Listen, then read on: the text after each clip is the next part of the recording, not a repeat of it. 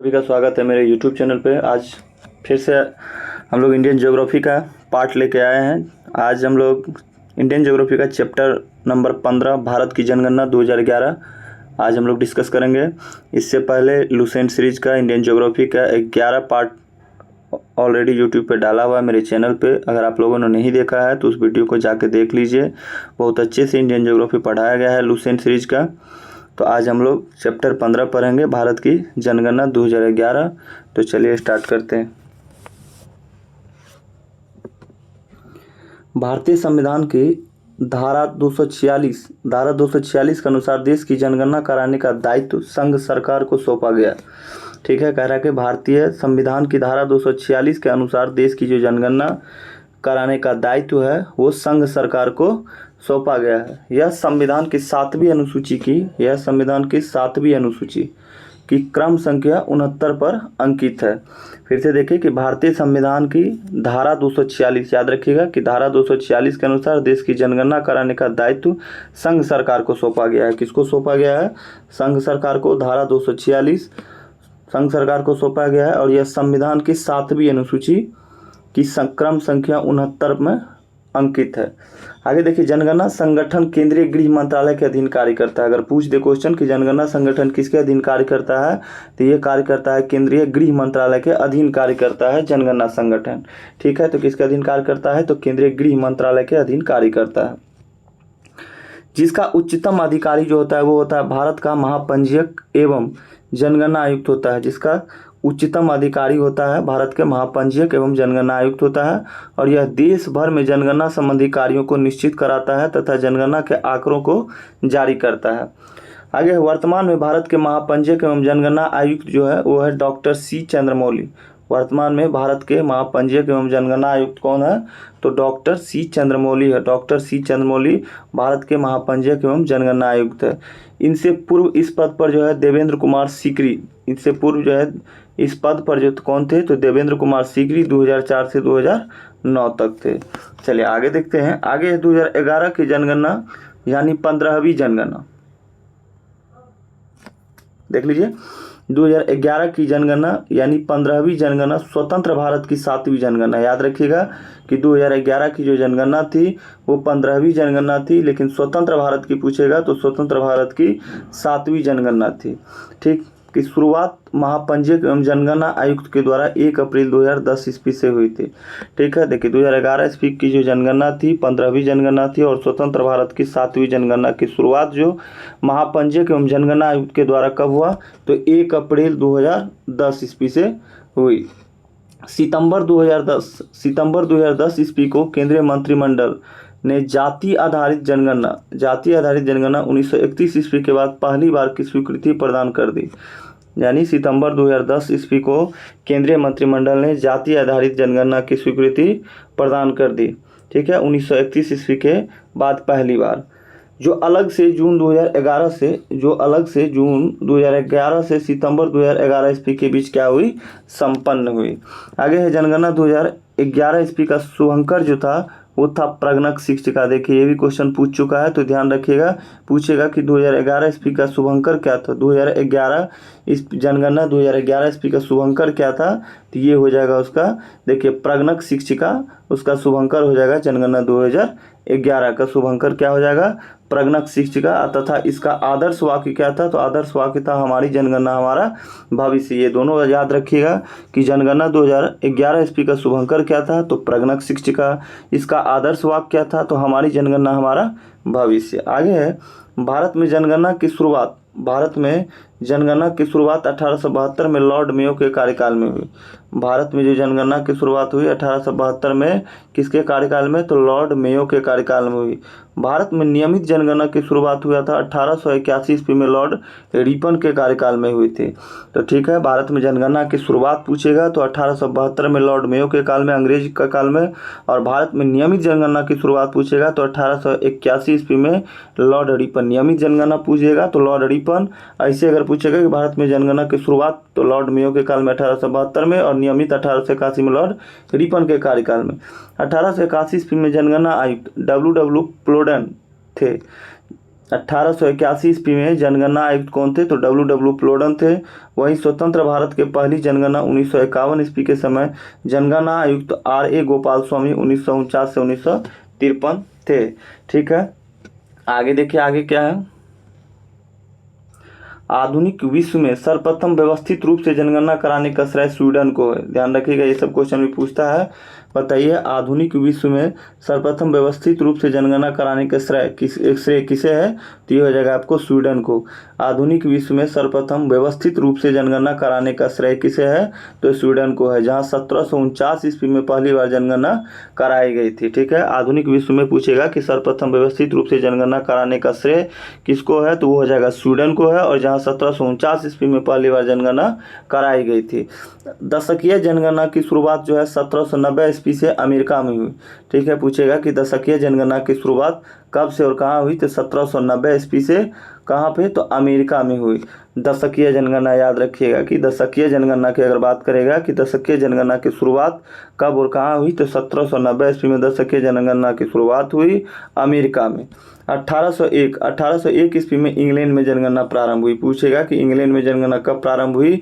तो 1801 ईस्वी में इंग्लैंड में जनगणना प्रारंभ हुई। आगे है कुछ महत्वपूर्ण परिभाषाएं। तो देखिए क्या है कुछ महत्वपूर्ण परिभाषाएं। पहला है जनसंख्या घनत्व। देख लीजिए, जनसंख्या घनत्व। तो जनसंख्या घनत्व का तात्पर्य प्रति वर्ग किलोमीटर निवासित औसत जनसंख्या से है। जनसंख्या घनत्व का तात्पर्य जो है ये प्रति वर्ग किलोमीटर में निवासित औसत जनसंख्या से है। और जनसंख्या घनत्व बराबर क्या होता है, ये ध्यान रखिएगा। जनसंख्या घनत्व बराबर होता है कुल जनसंख्या बटा कुल क्षेत्रफल। कुल जनसंख्या बटा कुल क्षेत्रफल होता है जनसंख्या घनत्व बराबर। फिर से याद रखिए कि जनसंख्या घनत्व का तात्पर्य जो है वो प्रति वर्ग किलोमीटर में निवासित औसत जनसंख्या से है, और जनसंख्या घनत्व बराबर होता है कुल जनसंख्या बटा में कुल क्षेत्रफल होता है। अब आइए लिंगानुपात देखते हैं। तो देखिए लिंगानुपात क्या है? लिंगानुपात है प्रति 1000 पुरुषों की तुलना में स्त्रियों की संख्या को क्या कहते हैं? लिंगानुपात कहते हैं। ध्यान रखिए प्रति 1000 पुरुष की तुलना में स्त्रियों की संख्या को क्या कहते हैं? लिंगानुपात कहते हैं। और लिंगानुपात बराबर होता क्या है? स्त्रियों की संख्या बटा पुरुषों की संख्या इंटू 1000। याद रखिएगा, स्त्रियों की संख्या बटा पुरुषों की संख्या गुना 1000। ठीक है, ध्यान रखिएगा कि लिंगानुपात क्या है? तो प्रति 1000 पुरुषों की तुलना में स्त्रियों की संख्या को लिंगानुपात कहते हैं, और लिंगानुपात बराबर स्त्रियों की संख्या बटा पुरुषों की संख्या इंटू 1000। ये होता है लिंगानुपात। आगे देखिए आगे क्या है? आगे है शिशु लिंगानुपात। एक सेकेंड ध्यान से देखिएगा, शिशु लिंगानुपात है आगे 3 नंबर पे। शिशु लिंगानुपात 0 से 6 वर्ष। देखिए जनसंख्या में 0 से 6 आयु समूह में, जनसंख्या में 0 से 6 आयु समूह में प्रति 1000 पुरुषों की तुलना में उसी आयु समूह में स्त्रियों की संख्या को शिशु लिंगानुपात कहा जाता है। फिर से देखिए कि जनसंख्या में 0 से 6 आयु समूह में प्रति 1000 पुरुषों की तुलना में उसी आयु समूह में स्त्रियों की संख्या को क्या कहते हैं? शिशु लिंगानुपात कहा जाता है। और शिशु लिंगानुपात बराबर क्या होता है 0 से 6 वर्ष में? तो बालिकाओं की संख्या और बटा बालकों की संख्या दोनों में 0 से 6 वर्ष इंटू 1000। शिशु लिंगानुपात बालिकाओं की संख्या बटा बालकों की संख्या इंटू 1000। ठीक है, बालिकाओं की संख्या बटा बालकों की संख्या गुना 1000 हो जाएगा शिशु लिंगानुपात। आगे है साक्षरता दर।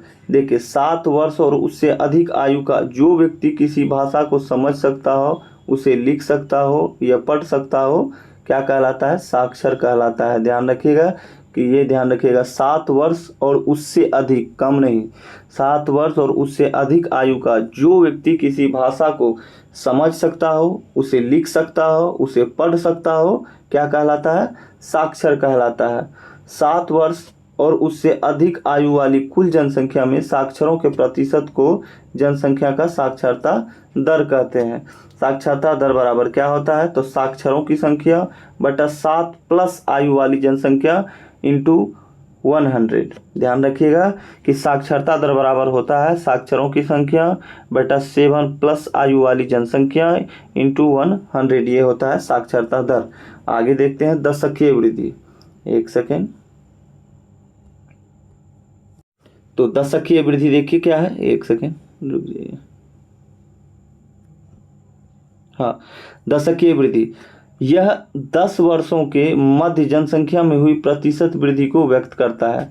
दशकीय वृद्धि दर जो है यह 10 वर्षों के मध्य जनसंख्या में हुई प्रतिशत वृद्धि को व्यक्त करता है। और दशकीय वृद्धि दर बराबर क्या होता है, वर्तमान जनसंख्या माइनस पूर्व जनसंख्या बटा में पूर्व जनसंख्या इंटू 1000 होता है दशकीय वृद्धि दर। फिर से देखिए, दशकीय वृद्धि दर बराबर होता है वर्तमान जनसंख्या माइनस पूर्व जनसंख्या बटे में पूर्व जनसंख्या इंटू 100 होता है। ये होता है दशकीय वृद्धि दर। आगे देखिए, शिशु मृत्यु दर। शिशु मृत्यु दर प्रति 1000 जीवित जन्मे शिशुओं की संख्या के अनुपात में 1 वर्ष से कम आयु वाले मृत शिशुओं की संख्या को दर्शाते हैं। शिशु मृत्यु दर जो है ये शिशु मृत्यु दर प्रति 1000 जीवित जन्मे शिशुओं की संख्या के अनुपात में 1 वर्ष से कम आयु वाले मृत शिशुओं की संख्या को दर्शाती है। यानी शिशु मृत्यु दर किसी वर्ष में प्रति 1000 जीवित जन्म पर उसी वर्ष में मृत शिशुओं की संख्या है। ठीक है, यानी शिशु मृत्यु दर जो है किसी वर्ष में प्रति 1000 जीवित जन्म पर उसी वर्ष में मृत शिशुओं की संख्या है। आगे है जनगणना 2011। जनगणना 2011 ईस्वी के तहत देश में पहली बार राष्ट्रीय जनसंख्या रजिस्टर तैयार किया जा रहा है। जनगणना 2011 ईस्वी के तहत देश में पहली बार राष्ट्रीय जनसंख्या रजिस्टर तैयार किया जा रहा है, जिसमें देश के सभी नागरिकों को कुल 15 विवरण दर्ज कराने के अतिरिक्त 15 वर्ष एवं इससे ऊपर की वय के सभी नागरिकों को बायोमेट्रिक्स आंकड़े एकत्र किए जा रहे हैं। यानी ठीक से देखिए फिर से, जनगणना 2011 ईस्वी के तहत जो है देश में पहली बार राष्ट्रीय जनसंख्या रजिस्टर तैयार किया जा रहा है। जनगणना 2011 ईस्वी के तहत देश में पहली बार क्या हो रहा है, तो राष्ट्रीय जनसंख्या रजिस्टर तैयार किया जा रहा है, जिसमें देश के सभी नागरिकों के कुल 15 विवरण दर्ज कराने के अतिरिक्त 15 वर्ष एवं इससे ऊपर की वय के सभी नागरिकों के बायोमेट्रिक्स आंकड़े एकत्र किए जा रहे हैं। अब नोट में पढ़िए आगे क्या है, तो राष्ट्रीय जनसंख्या नीति 2000 ईस्वी के अनुसार राष्ट्रीय जनसंख्या नीति 2000 ईस्वी के अनुसार वर्ष 2045 ईस्वी तक जनसंख्या स्थिरता प्राप्त करने का लक्ष्य है। राष्ट्रीय जनसंख्या नीति 2000 ईस्वी के अनुसार जो है कब तक, तो वर्ष 2045 तक जो है जनसंख्या स्थिरता प्राप्त करने का लक्ष्य है। कब तक, तो 2045 तक, इसको ध्यान रखिएगा। आगे है 2001 ईस्वी की जनगणना में 2001 ईस्वी की जनगणना में भारत का प्रशासनिक विभाजन 593 जिलों में किया गया था, जबकि 2011 ईस्वी की जनगणना में यह विभाजन 640 जिलों में किया गया। 2001 ईस्वी की जो जनगणना था, 2001 ईस्वी में जो जनगणना हुआ था वो भारत का प्रशासनिक विभाजन 593 जिलों में किया गया था। वही जब 2011 ईस्वी की जनगणना में यह विभाजन जो है 640 जिलों में किया गया। स्पष्ट है कि एक दशक की अवधि 2001 से 2011 ईस्वी में कुल 47 नए जिले बने। आगे है महान विभाजक वर्ष, इसको भी ध्यान रखिएगा, इंपॉर्टेंट है। ठीक है, महान विभाजक वर्ष क्या है, तो भारत के जनांकीय इतिहास में 1921 ईस्वी को महान विभाजक की संज्ञा दी जाती है। मोस्ट इंपॉर्टेंट है, इसको नोट कर लीजिएगा। ठीक है, देख लीजिएगा, बहुत बार पूछा गया क्वेश्चन है कि बताइए महान विभाजक वर्ष की संज्ञा किसको दी गई है, तो 1921 ईस्वी को महान विभाजक वर्ष की संज्ञा दी जाती है। भारत के जनांकीय इतिहास में 1921 ईस्वी को महान विभाजक की संज्ञा दी जाती है। 1911 से 1921 ईस्वी के दौरान भारत में जनसंख्या की 1911 से 1921 ईस्वी के दौरान भारत में जनसंख्या की दशकीय वृद्धि ऋणात्मक यानी कि -0.31% हो गई थी। फलस्वरूप इस दशक में भारत की जनसंख्या में 77 लाख की कमी आई, इसीलिए 1921 ईस्वी को विभाजक वर्ष की संज्ञा दी गई है। ये याद रखिएगा कि 1921 ईस्वी को क्या दिया गया है, विभाजक वर्ष की संज्ञा दी गई है। आगे देखते हैं आगे क्या है।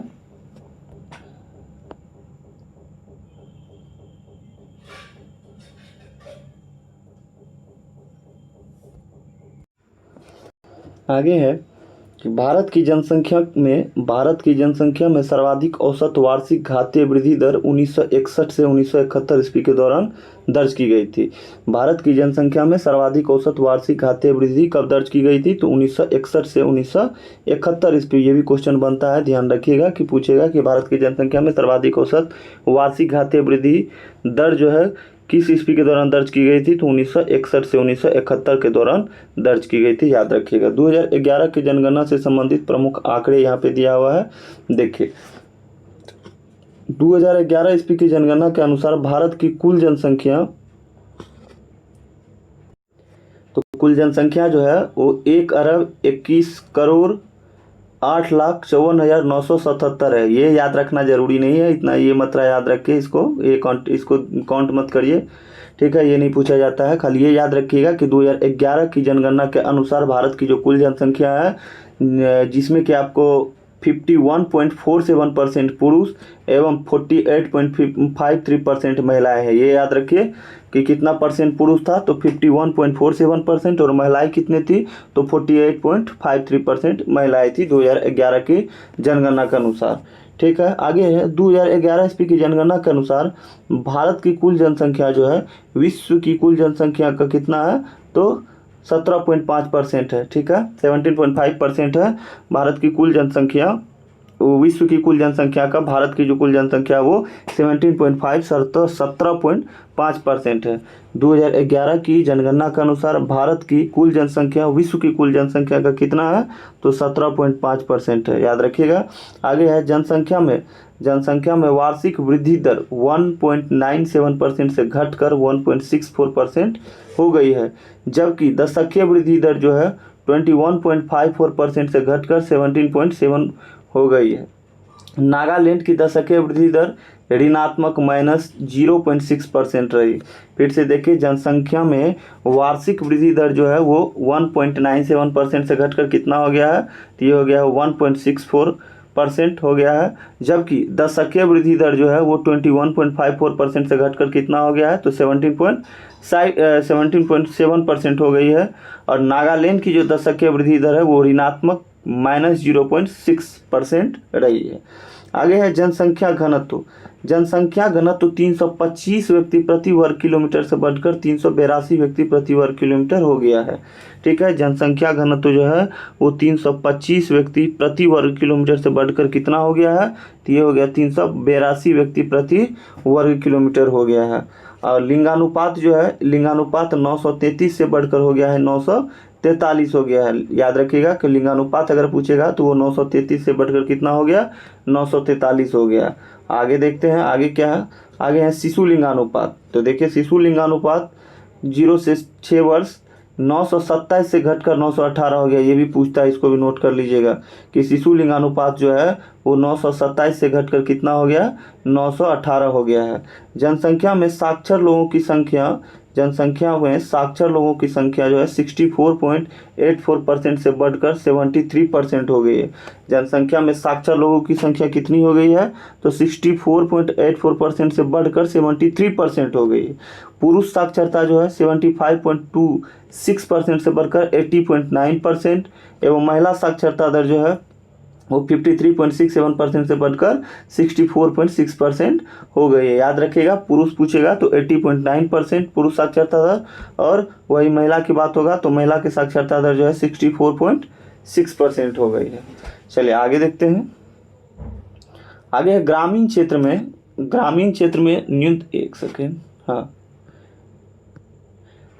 क्षेत्र में न्यूनतम साक्षरता दर वाला राज्य जो है वो आंध्र प्रदेश 60.4% है। ध्यान रखिएगा कि पूछेगा अगर कि ग्रामीण क्षेत्र में न्यूनतम साक्षरता दर वाला राज्य कौन सा है, तो ये हो जाएगा आंध्र प्रदेश। ध्यान रखिएगा कि ग्रामीण क्षेत्र में न्यूनतम साक्षरता दर वाला राज्य जो है वो आंध्र प्रदेश है 60.4% के साथ। आगे है शहरी क्षेत्र में न्यूनतम साक्षरता वाला राज्य अगर पूछेगा शहरी क्षेत्र में, तो ये हो जाएगा आपको उत्तर प्रदेश, ठीक है। शहरी क्षेत्र में न्यूनतम साक्षरता वाला राज्य कौन हो जाएगा? तो ये हो जाएगा उत्तर प्रदेश 75.1% के साथ, ठीक है। आगे है ग्रामीण क्षेत्र में सर्वाधिक साक्षरता वाला राज्य, तो ये हो जाएगा आपको केरल 93%। ग्रामीण क्षेत्र में सर्वाधिक जो साक्षरता वाला राज्य कौन हो जाएगा, तो ये हो जाएगा केरल 93%। आगे है देश में अब तक पूर्ण साक्षर घोषित किए गए एकमात्र राज्य कौन सा है, तो ये हो जाएगा आपका केरल हो जाएगा। देश में अब तक पूर्ण साक्षर घोषित किए गए एकमात्र राज्य, देश में अब तक पूर्ण साक्षर घोषित कर दिया गया किसको, केरल को। जनगणना 2011 ईस्वी के अनुसार देश में अनुसूचित जाति SC व्यक्तियों की कुल संख्या जो है वो 20.14 करोड़ है, जो देश की कुल जनसंख्या का जो है 16.6% है। 2001 में यह जो थी यह 16.2% थी। फिर से देखिए कि जनगणना 2011 के अनुसार देश में अनुसूचित जाति SC के व्यक्तियों की कुल संख्या जो है वो 20.14 करोड़ है, जो देश की कुल जनसंख्या का जो है कितना है, तो 16.6% है। 2001 में यह 16.2% थे। आगे देखिए 2011 में अनुसूचित जातियों में लिंगानुपात जो है वो 945 है। 2011 ईस्वी में अनुसूचित जातियों में लिंगानुपात कितना है, तो 945। आगे है 2001 से 2011 ईस्वी के दौरान देश में अनुसूचित जाति की दशकीय वृद्धि दर जो है वो 20.8% रही है, याद रखिएगा 20.8% रही है। 2001 से 2011 ईस्वी के दौरान देश में अनुसूचित जाति की दशकीय वृद्धि दर अगर पूछेगा तो हो जाएगा 20.8%। आगे है 2011 ईस्वी की जनगणना के अनुसार देश में अनुसूचित जनजाति ST का बात हो रहा है। 2011 ईस्वी की जनगणना के अनुसार देश में अनुसूचित जनजाति व्यक्तियों की कुल संख्या 10.43 करोड़ है, जो देश की कुल जनसंख्या का 8.6% 8.6% है। ध्यान रखिएगा कि 2011 ईस्वी की जनगणना के अनुसार देश में अनुसूचित जनजाति व्यक्तियों की कुल संख्या जो है वो 10.43 करोड़ है, जो देश की कुल जनसंख्या का कितना है, तो 8.6% है। 2001 में यह जो थी 2001 में यह 8.2% है, अभी 8.6% हो गया है। तो ध्यान रखिएगा अनुसूचित जनजाति व्यक्तियों की कुल संख्या कितना है, तो 10.43 करोड़, जो देश की कुल जनसंख्या का कितना है, तो 8.6%। 2001 में यह 8.2% थी। आगे देखते हैं आगे क्या है। आगे है 2011 ईस्वी में अनुसूचित जनजाति का लिंगानुपात जो है वो 990 है। ठीक है, पूछेगा कि बताइए 2011 ईस्वी में अनुसूचित जनजाति का लिंगानुपात कितना है, तो 990 हो जाएगा। और 2001 से 2011 ईस्वी के दौरान देश में अनुसूचित जनजातियों ST की दशकीय वृद्धि दर जो है वो 23.7% रही है। 2001 से 2011 ईस्वी के दौरान देश में अनुसूचित जनजातियों की दशकीय वृद्धि दर जो है वो कितनी रही है, तो 23.7% रही है। आगे है जनगणना 2011 के अनुसार देश की कुल जनसंख्या में नगरीय जनसंख्या जो है वो, ये देखिए ये भी क्वेश्चन पूछता है, याद रखिएगा इंपॉर्टेंट क्वेश्चन है, इसको नोट कर लीजिएगा।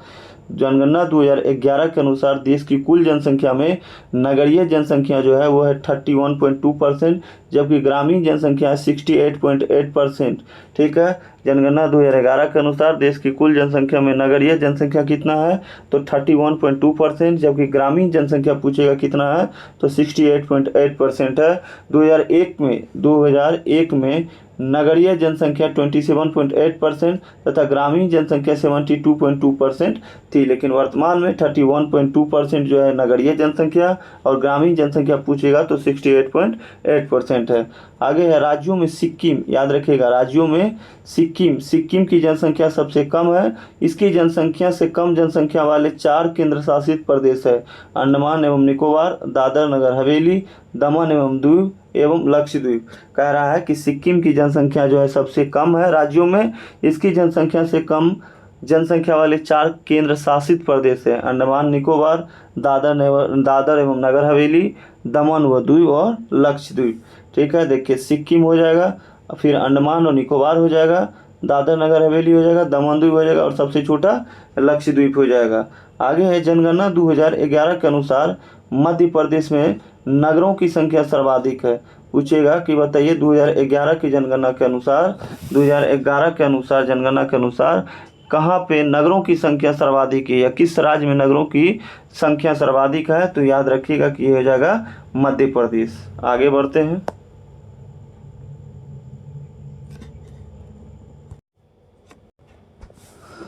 आगे है जनसंख्या। देखिए भारत के सर्वाधिक जनसंख्या वाले 5 राज्य, भारत के सर्वाधिक जनसंख्या वाले 5 राज्य ये घटते क्रम में दिया हुआ है, ठीक है। तो सर्वाधिक जनसंख्या उत्तर प्रदेश में है पहले स्थान पर, दूसरे स्थान पर है महाराष्ट्र, तीसरे स्थान पर बिहार और चौथे स्थान पर पश्चिम बंगाल और 5वें स्थान पर हो जाएगा आंध्र प्रदेश। ये है घटते क्रम में भारत के सर्वाधिक जनसंख्या वाले 5 राज्य, यानी कि सबसे ज़्यादा जनसंख्या किसकी है तो उत्तर प्रदेश की 16.51%, वही दूसरे स्थान पर महाराष्ट्र का हो जाएगा 9.28% और बिहार का तीसरे स्थान पर 8.6%, चौथे स्थान पर पश्चिम बंगाल 7.54% और 5वें स्थान पर आंध्र प्रदेश 6.99% के साथ, ठीक है। आगे देखिए भारत के न्यूनतम जनसंख्या, ये था भारत के सर्वाधिक जनसंख्या वाले 5 राज्य, ये है भारत के न्यूनतम जनसंख्या वाले 5 राज्य, ये है बढ़ते क्रम में, यानी कि सबसे कम जनसंख्या है सिक्किम का, दूसरे स्थान पर मिजोरम, तीसरा अरुणाचल प्रदेश, चौथा गोवा और 5वां नागालैंड हो जाएगा, ठीक है। यह है भारत के न्यूनतम जनसंख्या वाले 5 राज्य। सबसे कम जनसंख्या सिक्किम का है 0.05%, दूसरे स्थान पर है मिजोरम 0.09%, तीसरे पर अरुणाचल प्रदेश 0.11% और चौथा पे है गोवा 0.12% और 5वां पे है नागालैंड जो कि 0.16% के साथ है, ठीक है। तो अब आगे देखिए यानी कि सर्वाधिक जनसंख्या वाला राज्य हो गया उत्तर प्रदेश और न्यूनतम जनसंख्या वाला राज्य हो गया सिक्किम। यहाँ पे देख रहे हैं कि न्यूनतम जनसंख्या वाले राज्य सिक्किम और सर्वाधिक जनसंख्या वाले राज्य हो जाएगा उत्तर प्रदेश, इसको याद रखिएगा। आगे देखिए दशकीय वृद्धि, तो चलिए पढ़ते हैं दशकीय वृद्धि। दशकीय वृद्धि, सर्वाधिक दशकीय वृद्धि वाले 5 राज्य। अब कह रहा है कि सर्वाधिक दशकीय वृद्धि वाले 5 राज्य कौन कौन सा है, तो पहला है मेघालय, ये भी घटते क्रम है यानी सबसे ज़्यादा मेघालय, दूसरा अरुणाचल प्रदेश, तीसरा बिहार, चौथा जम्मू कश्मीर, 5वां मिजोरम।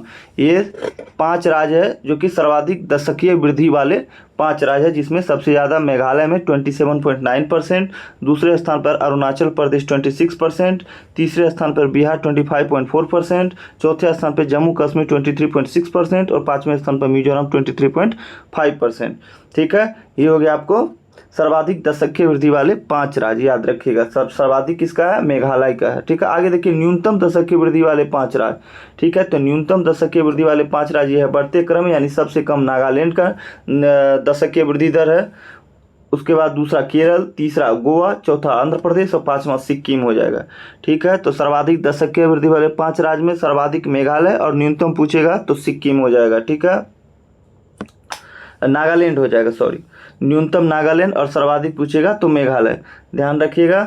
देख लीजिए नागालैंड -0.6%, केरल 4.9%, गोवा 8.2% और आंध्र प्रदेश 11%, वही सिक्किम 12.9%। आगे है जनसंख्या घनत्व। जनसंख्या घनत्व है सर्वाधिक जनसंख्या घनत्व वाले 5 राज्य कर रहा है कि सर्वाधिक जनसंख्या घनत्व की बात हो रहा है कि सर्वाधिक जनसंख्या घनत्व वाले 5 राज्य, ये है घटते क्रम में। तो सबसे ज़्यादा जो है जनसंख्या घनत्व किसका है, बिहार का। ये क्वेश्चन पूछा भी जाता है बहुत बार कि किसका सर्वाधिक जनसंख्या घनत्व वाले राज्य कौन सा है, तो ये बिहार हो जाएगा। दूसरे नंबर पे पश्चिम बंगाल, तीसरे पे केरल, चौथा पे उत्तर प्रदेश, 5वां पे हरियाणा हो जाएगा। तो सर्वाधिक जनसंख्या घनत्व वाले 5 राज्य में सबसे ज़्यादा बिहार 1106, दूसरा पश्चिम बंगाल 1028, तीसरा केरल 860, चौथा उत्तर प्रदेश 829 और 5वां हरियाणा 573। अब आगे देखिए न्यूनतम जनसंख्या घनत्व वाले 5 राज्य देखते हैं। न्यूनतम जनसंख्या घनत्व वाले 5 राज्य, तो पहला पे हो जाएगा अरुणाचल प्रदेश, दूसरा हो जाएगा मिजोरम, तीसरा सिक्किम, चौथा मणिपुर और 5वां नागालैंड। यानी कि सर्वाधिक जनसंख्या घनत्व वाले 5 राज्य में जो है सर्वाधिक जनसंख्या घनत्व वाले 5 राज्य में सर्वाधिक जनसंख्या घनत्व बिहार का है और न्यूनतम जनसंख्या घनत्व वाले 5 राज्य में न्यूनतम जनसंख्या घनत्व किसका है, तो अरुणाचल प्रदेश का है 17, दूसरा मिजोरम 52, सिक्किम 86, मणिपुर 115 और नागालैंड 119। आगे देखते हैं, आगे है लिंगानुपात। तो देखिए लिंगानुपात, सर्वाधिक लिंगानुपात वाले 5 राज्य, ये है घटते क्रम में, यानी कि सबसे ज़्यादा लिंगानुपात जो है वो केरल का है, दूसरा तमिलनाडु, तीसरा आंध्र प्रदेश, चौथा मणिपुर और 5वां छत्तीसगढ़। सर्वाधिक लिंगानुपात वाले 5 राज्य में सबसे ज़्यादा केरल हो जाएगा 1084, दूसरा तमिलनाडु 996, तीसरा आंध्र प्रदेश 993 और चौथा मणिपुर 992, छत्तीसगढ़ 991, यानी कि सर्वाधिक लिंगानुपात वाले राज्य हो जाएगा आपका केरल हो जाएगा। और न्यूनतम लिंगानुपात वाले 5 राज्य घटते क्रम है, यानी सबसे ज़्यादा न्यूनतम लिंगानुपात जो है वो हरियाणा का है, उसके बाद जम्मू कश्मीर का, तीसरा सिक्किम, चौथा पंजाब, पांचवा उत्तर प्रदेश।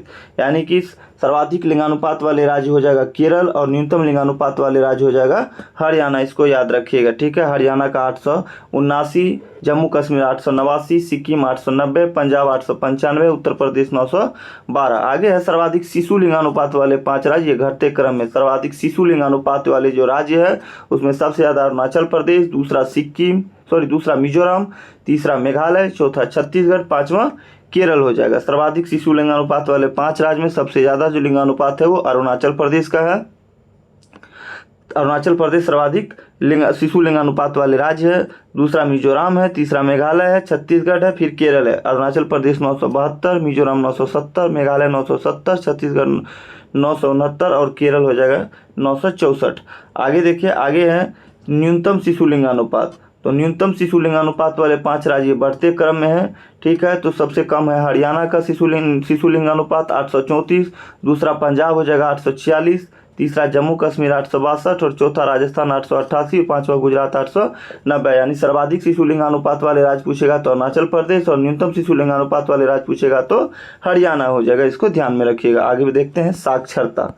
चलिए, साक्षरता क्या है?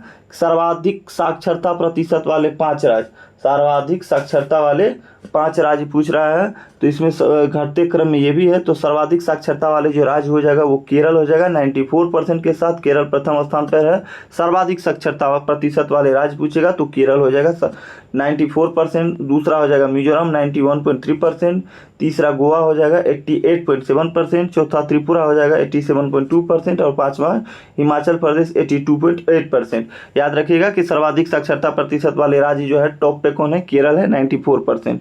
अब न्यूनतम साक्षरता प्रतिशत वाले 5 राज्य बढ़ते क्रम में, तो सबसे कम पूछेगा तो ये बिहार, ये भी पूछा गया क्वेश्चन है, ठीक है। तो याद रखिएगा, तो न्यूनतम साक्षरता प्रतिशत वाले 5 राज्य में टॉप पे बिहार है 61.8%, दूसरा है अरुणाचल प्रदेश 65.4%, तीसरा राजस्थान है 66.1%, चौथा झारखंड है 66.4% और पांचवा आंध्र प्रदेश तेलंगाना सहित 67%। ये याद रखिएगा कि सर्वाधिक साक्षरता प्रतिशत वाले 5 राज्य पूछेगा तो केरल हो जाएगा। मतलब ऐसे ध्यान रखिएगा कि सर्वाधिक साक्षरता प्रतिशत वाले राज्य पूछेगा तो केरल और न्यूनतम साक्षरता प्रतिशत वाले राज्य पूछेगा तो ये हो जाएगा बिहार हो जाएगा। आगे है सर्वाधिक पुरुष साक्षरता प्रतिशत वाले 5 राज्य, ठीक है। तो इसमें भी केरल टॉप पे है, दूसरा मिजोरम, तीसरा गोवा, चौथा त्रिपुरा, पांचवा हिमाचल प्रदेश। तो सर्वाधिक पुरुष साक्षरता प्रतिशत वाले 5 राज्य में सबसे टॉप पे कौन है? तो केरल है। सर्वाधिक पुरुष साक्षरता पूछेगा तो केरल, ठीक है। और दूसरे पे मिजोरम, तीसरा गोवा, चौथा त्रिपुरा, पांचवा हिमाचल प्रदेश। आगे देखते हैं, न्यूनतम पुरुष साक्षरता प्रतिशत वाले 5 राज्य पूछेगा तो टॉप पे बिहार है, ठीक है। सर्वाधिक पुरुष साक्षरता दर में कौन है टॉप पे? तो केरल है। और न्यूनतम साक्षरता प्रतिशत में टॉप पे कौन है? बिहार है अपना हो जाएगा। दूसरा अरुणाचल प्रदेश है 72.6%, आंध्र प्रदेश 74.9%, चौथा मेघालय है 76% और पांचवा झारखंड हो जाएगा 76.8% हो जाएगा। आगे देखिए, सर्वाधिक महिला साक्षरता प्रतिशत वाले 5 राज्य। अब महिला वाले देखिए, इसमें भी केरल टॉप पे है। पुरुष हो चाहे महिला हो, दोनों में सर्वाधिक साक्षरता में जो केरल जो है वो टॉप पे रहेगा, ठीक है। और न्यूनतम में दोनों में टॉप पे कौन रहेगा? बिहार रहेगा। इसको ध्यान में रखिएगा। सर्वाधिक महिला साक्षरता प्रतिशत वाले 5 राज्य, तो सबसे ज़्यादा केरल का है 92.1%, दूसरा मिजोरम का है 89.3%, तीसरा गोवा का है 84.7%, चौथा त्रिपुरा का है 82.7% और पांचवा नागालैंड का 76.1%, ठीक है। तो सर्वाधिक महिला साक्षरता वाला राज्य कौन है? केरल है। अब आइए न्यूनतम महिला साक्षरता प्रतिशत वाले 5 राज्य, तो इसमें भी टॉप पर बिहार है। न्यूनतम महिला साक्षरता प्रतिशत वाले राज्य पूछेगा तो बिहार हो जाएगा 51.5%, दूसरा राजस्थान 52.1%, तीसरा झारखंड 55.4% और चौथा जम्मू कश्मीर 56.4%, पांचवा उत्तर प्रदेश 57.2% हो जाएगा। तो न्यूनतम महिला साक्षरता प्रतिशत वाले राज्य कौन सा है? बिहार है। सर्वाधिक महिला साक्षरता प्रतिशत वाले राज्य कौन सा है? तो केरल हो जाएगा। अब आइए ग्रामीण जनसंख्या और शहरी जनसंख्या देखते हैं। देखिए, ग्रामीण जनसंख्या और ग्रामीण जनसंख्या और शहरी जनसंख्या। सर्वाधिक ग्रामीण जनसंख्या प्रतिशत वाले 5 राज्य जो है वो सबसे टॉप पे हिमाचल प्रदेश है 90%, यानी कि सर्वाधिक ग्रामीण जनसंख्या प्रतिशत वाले राज्य कौन है, तो ये हो जाएगा आपको हिमाचल प्रदेश 90%। दूसरे स्थान पे पूछेगा तो बिहार 88.7%, तीसरा असम हो जाएगा 85.9%, चौथा उड़ीसा 83.3%, पांचवा मेघालय 79.9%। तो ध्यान रखिएगा कि सर्वाधिक ग्रामीण जनसंख्या प्रतिशत वाले राज्य कौन है, तो हिमाचल प्रदेश टॉप पे है। आगे है सर्वाधिक नगरीय जनसंख्या प्रतिशत वाले 5 राज्य।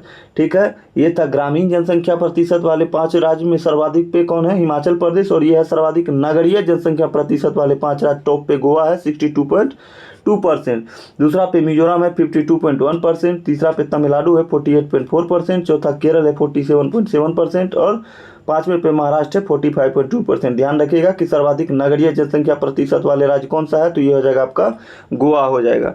आगे है सर्वाधिक नगरीय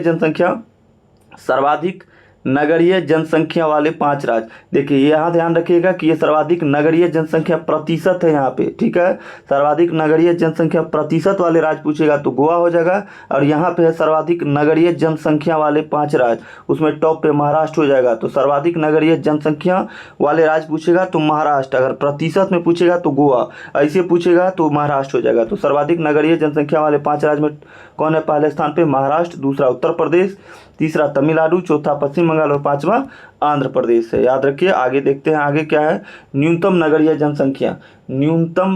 जनसंख्या वाले 5 राज्य। तो इसमें जो है न्यूनतम किसका है, सिक्किम का है, दूसरा आंध्र प्रदेश, तीसरा नागालैंड, चौथा मिजोरम, पांचवा मेघालय।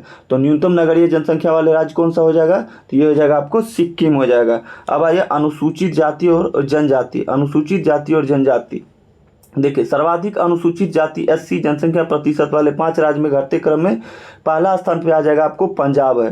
ठीक है, तो अगर पूछेगा क्वेश्चन कि बताइए सर्वाधिक अनुसूचित जाति जनसंख्या प्रतिशत वाले राज्य कौन सा है, तो आप मारिएगा आंसर पंजाब। सर्वाधिक अनुसूचित जाति जनसंख्या प्रतिशत वाले राज्य कौन सा है, तो पंजाब टॉप पे कौन है, पंजाब है 31.9%, दूसरा हिमाचल प्रदेश है 25.2%, तीसरा है पश्चिम बंगाल 23.5%, चौथा उत्तर प्रदेश है 20.7%, पांचवा हरियाणा 20.2%। तो सर्वाधिक अनुसूचित जनसंख्या प्रतिशत वाले राज्य तो हो जाएगा पंजाब। आगे सर्वाधिक अनुसूचित जाति SC का बात हो रहा है, जनसंख्या यहाँ पे प्रतिशत है, ये ध्यान में रखिएगा कि सर्वाधिक अनुसूचित जाति जनसंख्या प्रतिशत में अगर पूछेगा तो कौन हो जाएगा, पहले पंजाब हो जाएगा। और यहाँ पे प्रतिशत नहीं, यहाँ सर्वाधिक अनुसूचित जाति जनसंख्या वाले राज्य बताइए 100 शीर्ष पर कौन है, तो ये शीर्ष पर हो जाएगा आपका उत्तर प्रदेश हो जाएगा। प्रतिशत को ध्यान में रखिएगा। ठीक है, दूसरे पे पश्चिम बंगाल, तीसरा बिहार, चौथा तमिलनाडु और पांचवा आंध्र प्रदेश हो जाएगा। ठीक है, आगे देखिए। आगे नागालैंड एवं अरुणाचल प्रदेश में कोई भी अनुसूचित जाति SC निवास नहीं करती है। कहाँ पे निवास नहीं करती है, नागालैंड और अरुणाचल प्रदेश में कोई भी कौन अनुसूचित जाति SC निवास नहीं करती। कहाँ पे नहीं करती, नागालैंड और अरुणाचल प्रदेश में। ध्यान रखिएगा। आगे देखिए सर्वाधिक अनुसूचित जनजाति ST की बात हो रहा है। सर्वाधिक अनुसूचित जनजाति जनसंख्या वाले 5 राज्य में शीर्ष पर कौन है, मध्य प्रदेश। ठीक है, सर्वाधिक अनुसूचित जनजाति जनसंख्या वाले 5 राज्य में शीर्ष पर कौन है, तो मध्य प्रदेश, दूसरा महाराष्ट्र, तीसरा उड़ीसा, चौथा राजस्थान, पांचवा गुजरात। तो अगर आपसे क्वेश्चन ये पूछे कि बताइए सर्वाधिक अनुसूचित जनजाति जनसंख्या वाले राज्य कौन सा है, तो ये जवाब दीजिएगा इसका मध्य प्रदेश की सर्वाधिक अनुसूचित जनजाति जनसंख्या वाले राज्य जो है वो हो जाएगा आपको मध्य प्रदेश। अब देखिए झारखंड में अनुसूचित जनजाति ST जनसंख्या के मामले में 6ठे स्थान पर है। इसकी ST संख्या जो है 86,45,042 है। झारखंड में अनुसूचित जनजाति जनसंख्या के मामले कौन से नंबर पे है, 6ठे नंबर पे है। झारखंड में अनुसूचित जनजाति ST जनसंख्या के मामले में 6ठे स्थान पर, और इसकी ST जनसंख्या कितनी है, 46,45,042 है। आगे है सर्वाधिक अनुसूचित जनजाति ST जनसंख्या प्रतिशत। यहाँ प्रतिशत ध्यान रखिएगा कि सर्वाधिक अनुसूचित, अगर ये पूछेगा कि सर्वाधिक अनुसूचित जनजाति जनसंख्या वाले राज्य पूछेगा तो टॉप पे मध्य प्रदेश दीजिएगा जवाब। अगर यही पूछेगा कि सर्वाधिक अनुसूचित जनजाति जनसंख्या प्रतिशत वाले राज्य कौन सा है, तो ये हो जाएगा आपको मिजोरम। ध्यान दीजिएगा, मिजोरम इसका आंसर होगा। सर्वाधिक अनुसूचित जनजाति जनसंख्या प्रतिशत वाले राज्य पूछेगा तो मिजोरम टॉप पर 1 पे है, दूसरा नागालैंड, तीसरा मेघालय, चौथा अरुणाचल प्रदेश, पांचवा मणिपुर हो जाएगा। चलिए आगे देखते हैं। आगे देखिए, आगे है एसटी जनसंख्या प्रतिशत। एसटी जनसंख्या प्रतिशत के मामले में झारखंड जो है 26.2%, 11वें स्थान पर है। एसटी जनसंख्या प्रतिशत के मामले में झारखंड जो है 26.2% के साथ 11वें स्थान पर है। आगे देखते हैं आगे क्या है। आगे है हरियाणा एवं पंजाब। हरियाणा एवं पंजाब में कोई भी अनुसूचित जनजाति एसटी निवास नहीं करती है। हरियाणा एवं पंजाब में कोई भी अनुसूचित जनजाति एसटी निवास नहीं करती है। आगे है देखिए जनगणना 2011 केंद्र शासित प्रदेश। जनगणना 2011 और केंद्र शासित प्रदेश। तो देखिए सर्वाधिक जनसंख्या वाला केंद्र शासित प्रदेश जो है ये आपको दिल्ली हो जाएगा। इंपॉर्टेंट है, ध्यान रखिएगा कि सर्वाधिक जनसंख्या वाला केंद्र शासित प्रदेश की बात हो रहा है। इसको आप लोग ध्यान में रखिएगा कि अगर सर्वाधिक जनसंख्या वाला केंद्र शासित प्रदेश पूछे तो दिल्ली दूसरा एवं तीसरे स्थान पर पुडुचेरी और चंडीगढ़ है। यानी कि दूसरा पे पुडुचेरी, तीसरे पे चंडीगढ़ है, जो कि सर्वाधिक जनसंख्या वाला केंद्र शासित प्रदेश है। ठीक है, और न्यूनतम जनसंख्या वाला केंद्र शासित प्रदेश जो है वो आपको लक्षद्वीप हो जाएगा। ठीक है, सर्वाधिक जनसंख्या वाला केंद्र शासित पूछेगा तो दिल्ली, और न्यूनतम जनसंख्या वाला केंद्र शासित प्रदेश पूछेगा तो हो जाएगा आपको लक्षद्वीप। आगे है सर्वाधिक दशकीय वृद्धि वाले केंद्र शासित प्रदेश, तो दादर एवं नगर हवेली 55.9%। दूसरे एवं तीसरे स्थान पर जो है दमन व दीव है, तीसरे स्थान पर 53.8%। पुडुचेरी जो है वो आपको तीसरे स्थान पर है 28.1% के साथ। ठीक है, तो अगर पूछेगा कि सर्वाधिक दशकीय वृद्धि वाले केंद्र शासित प्रदेश बताइए तो ये हो जाएगा आपको दादर एवं नगर हवेली, हो जाएगा 55.9%। दूसरे स्थान पर पूछेगा तो दमन द्वीप, और तीसरे स्थान पर पूछेगा तो पुडुचेरी।